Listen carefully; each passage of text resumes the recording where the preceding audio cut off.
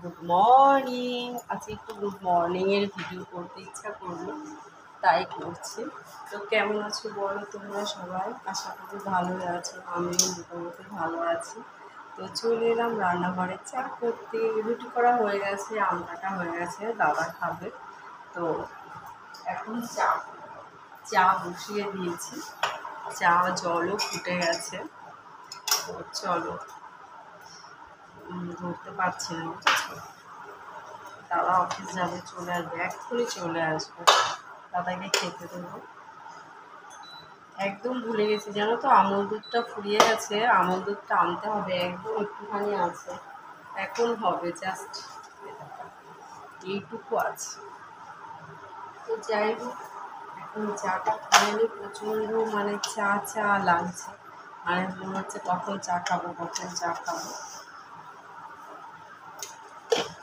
কালকে তো রথযাত্রা, বলো কত আনন্দের। কালকে পুরীতে খুব মজা হবে, যারা পুরীতে থাকবে, জগন্নাথ দেবের রথ দেখবে। মানে আমার খুব ইচ্ছে রথযাত্রা পুরীতে যাওয়ার, কিন্তু কী বলো তো, প্রচণ্ড ভিড়ভাড়টা চিড়ে চ্যাপ্টা হয়ে যাওয়ার মতো অবস্থা, দেখতে তো পাবো না, হুড়োহুড়ি এইগুলোই হবে বেশি, বলো। এর জন্য শুনেছি তো দু একবার হচ্ছে পায়ে নিচে চাপাও পড়ে মানুষ, এত হুড়োহুড়ি, এত ভিড় হয়। তো জানি না কি হবে, কালকে সব যেন ঠাকুরের কৃপায় ভালোভাবে হয়ে যায়। দুধটা গুলিয়ে দিচ্ছি, চা ওইদিকে ফুটে গেছে। চা বিস্কিট খেলেই একটুখানি দেরি করে টিফিন খাই, তোমাদের সাথে মাঝে মাঝে শেয়ার করি যে অনেক দেরি হয়ে যায় রুটি খেতে, যেহেতু চাটাই দেরি করে খাই। চাটা এখন 10টা 15 বাজে, তো এখনও 15 মিনিট পরে খাবো, মানে হতে হতে এখনও 2-3 মিনিট, তারপরে ঠান্ডা হবে, আমি ঠান্ডা চা খাই। দুধটা দিয়ে দিলাম। তোমাদের সাথে একটু শেয়ার করি, অনেকেই শেয়ার করে চা করা, আমি একটু শেয়ার করি চা করতে।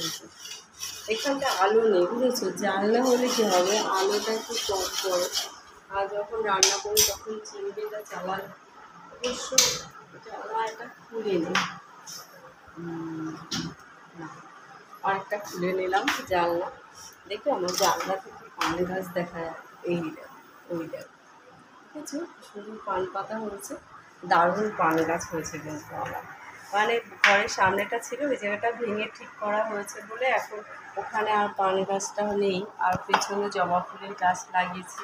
তোমরা তো জানো আমার বাড়িতে একটু বলতে গেলে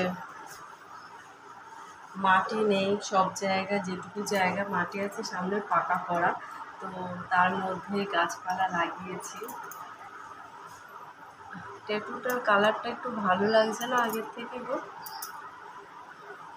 কালকে ভাবছি একটুখানি ঘুরতে যাব, যদি যাই তোমাদের সাথে শেয়ার করব। রথযাত্রা উপলক্ষে একটা শুভ দিন, আর আমি তোমাদের একটা রেমেডি আমি শুনেছি, সেই রেমেডিটা বলছি, আমি সেই রেমেডিটা পালন করবো। কালকে তো নিরামিষ খাবো, আমিষ খাবো না, যেহেতু জগন্নাথ দেবের পুজো। আর তার সাথে পালং শাক, আর সরি কলমি শাক আর পুঁই শাক, এই দুটো শাকও খাবো না। এই রেমেডিটা আমি শুনেছি, তাই তোমাদের সাথে শেয়ার করলাম।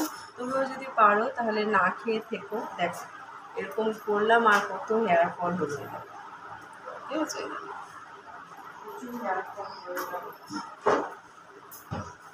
তো চলো, চাটা আমার হয়ে গেছে, চাটা এখন সেঁকে নেবো। তোমরা সবাই ভালো থেকো, সাবধানে থেকো। এখনকার মতো টাটা।